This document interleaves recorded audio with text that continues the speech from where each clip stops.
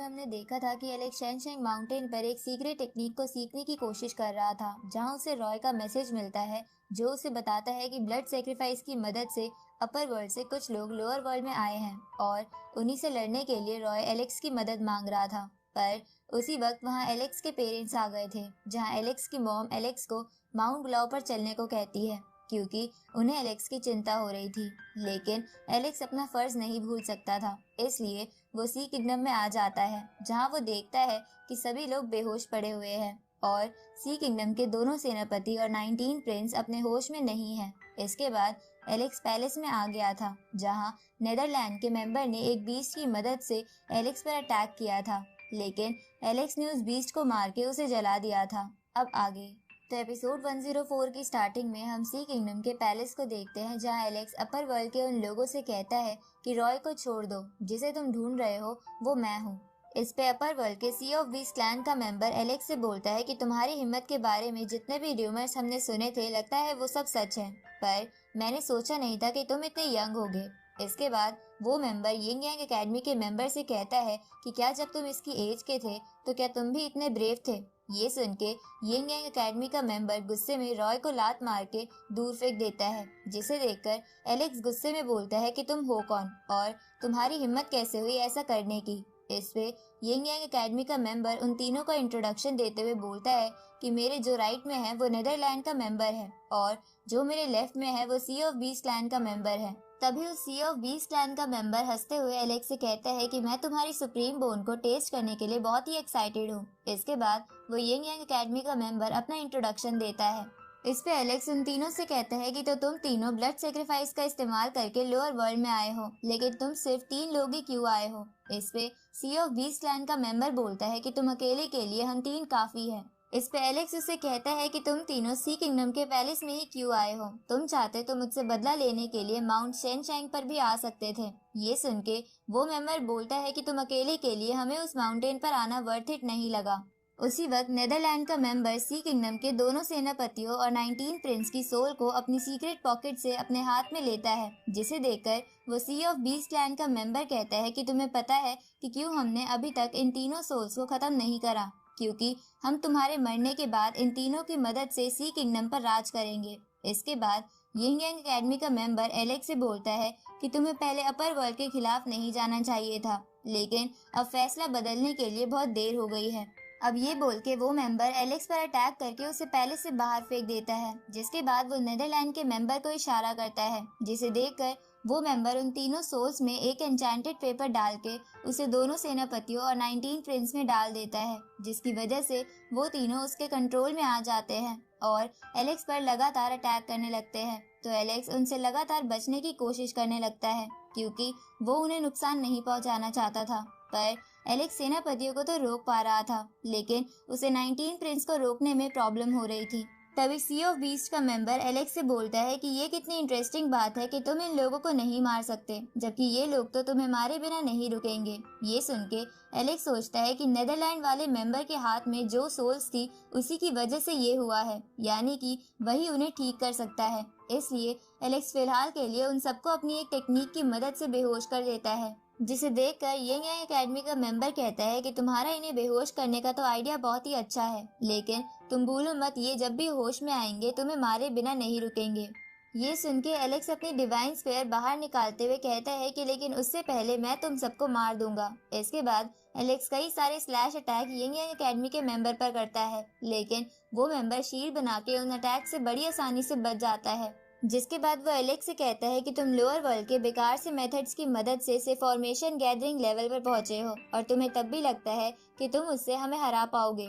अब ये बोल के वो मेंबर एलेक्स पर एक छोटा सा अटैक करता है, जिसे एलेक्स रोकने की कोशिश करता है, लेकिन उस छोटे से अटैक के इम्पैक्ट से ही एलेक्स बहुत दूर हो जाता है। जिसके बाद वो उन सबसे कहता है कि तुम लोग बस आर्टिफैक्ट की मदद से कल्टीवेट करते हो और उसी की मदद से तुम डिवाइन फ्लेम लेवल पर आए हो, पर तुम मेरे होते हुए 8 डोमेन पर राज नहीं कर पाओगे। इस पे यिंग यांग एकेडमी का मेंबर गुस्से में एलेक्स से कहता है कि तुम अभी बहुत कमजोर हो, इसलिए तुम्हें अभी हमारी ताकत के बारे में नहीं पता, पर तुम मुझे गुस्सा मत दिलाओ वरना मैं तुम्हें बहुत ही दर्दनाक मौत दूंगा। ये सुन के एलेक्स सोचता है कि अगर मैं इन सबको गुस्सा दिलाऊं तो शायद ये जल्दबाजी में कुछ गलती कर दे।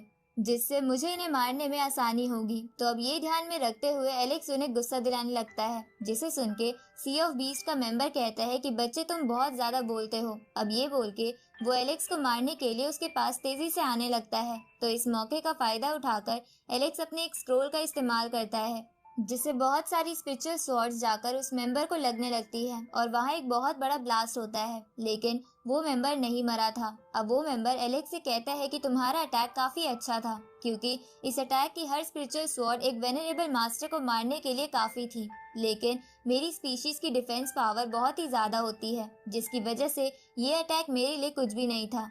अब ये बोल के वो एलेक्स पर एक बीम से अटैक करने लगता है, जिसे देखकर एलेक्स अपने उस स्क्रोल को अपने डिवाइन स्पेयर से मर्ज कर देता है और डिवाइन स्पेयर को तेजी से उस मेंबर पर देकर मारता है, जिससे उसका शेल हल्का सा क्रैक हो जाता है। साथ ही वो अपना अटैक पूरा नहीं कर पाता।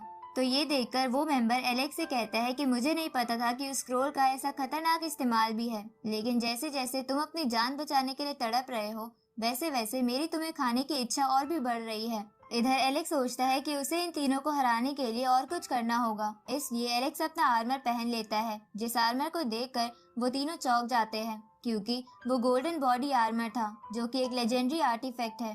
तभी यंग एकेडमी का मेंबर बोलता है कि ये आर्मर तो ब्रोकन है। इस पे सी ऑफ बीस्ट का मेंबर कहता है कि भले ही ये ब्रोकन है, लेकिन ये है तो एंशिएंट ट्रेजर ही, इसलिए मैं इसे लेकर रहूंगा। ये सुन के वो यंग एकेडमी का मेंबर बोलता है कि पर हम तो 3 लोग हैं और ये आर्मर एक, तो ये किसके पास जाएगा। इस पे नेदरलैंड का मेंबर कहता है कि जो एलेक्स को पहले मारेगा आर्मर उसका होगा। इसके बाद वो तीनों एलेक्स पर अटैक कर देते हैं, तो एलेक्स वहाँ से भागने लगता है।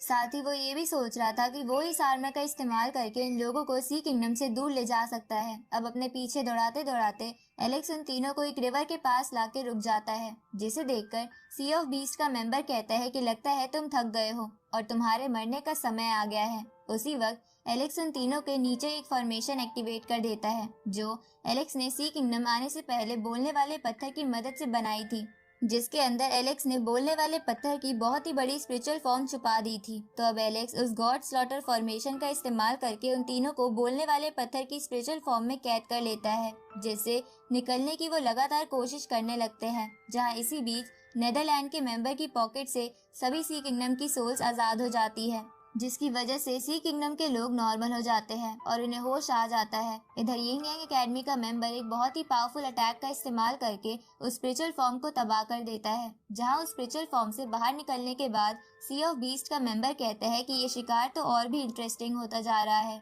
उसी वक्त यिंग यांग एकेडमी का मेंबर गुस्से में एलेक्स पर बहुत ही ताकतवर अटैक का इस्तेमाल करता है, लेकिन एलेक्स सब्स्टिट्यूशन पेपर की मदद से बच जाता है और वहां से भागने लगता है।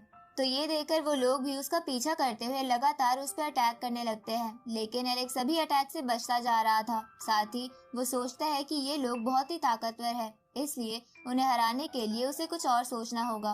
तभी एलेक्स को एक अटैक याद आता है, लेकिन एलेक्स उसे वहाँ परफॉर्म नहीं कर सकता था, इसलिए एलेक्स उन्हें तुओबा क्लैन के पास ले जाने लगता है, जिन्हें एलेक्स ने पहले मार दिया था, क्योंकि उन्होंने एलेक्स के एकेडमी के लोगों को मारा था। अब तुओबा क्लैन में पहुंचने के बाद एलेक्स उस ट्राइब की एक टेलीपोर्टेशन फॉर्मेशन ओपन करता है और उसके अंदर जाने लगता है, जिसे देखकर वो लोग एलेक्स को रोकने के लिए उस पर लगातार अटैक करने लगते हैं, लेकिन एलेक्स उन अटैक से बचते हुए फॉर्मेशन के अंदर चला जाता है, जहां उस पोर्टल की मदद से एलेक्स कुंगपेंग माउंटेन के पास वाले समुद्र में आके गिर जाता है। तभी वो तीनों भी पोर्टल के थ्रू वहां पहुंच जाते हैं, लेकिन उन्हें एलेक्स कहीं भी नहीं दिखता। तो सी ऑफ बीस्ट का मेंबर जोर से बोलता है कि क्या तुम्हें हमारे साथ हाइड एंड सीक खेलनी है। तभी यंग एकेडमी का मेंबर पानी पर लगातार अटैक करने लगता है, क्योंकि वो समझ गया था कि एलेक्स पानी के अंदर ही छुपा होगा। तो उसे देखकर बाकी दोनों भी पानी की तरफ अटैक करने लगते हैं। इस तरफ एलेक्स उन अटैक से बचता हुआ इधर उधर भाग रहा था,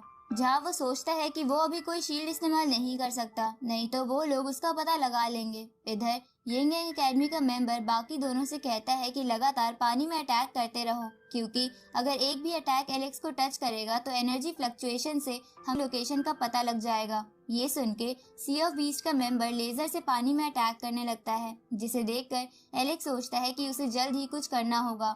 इसलिए एलेक्स अपने ब्रोंज बॉक्स के अंदर जाकर अपनी सुप्रीम बोन की एक टेक्निक को चार्ज करने लगता है। और इसी के साथ ये एपिसोड यहीं खत्म होता है।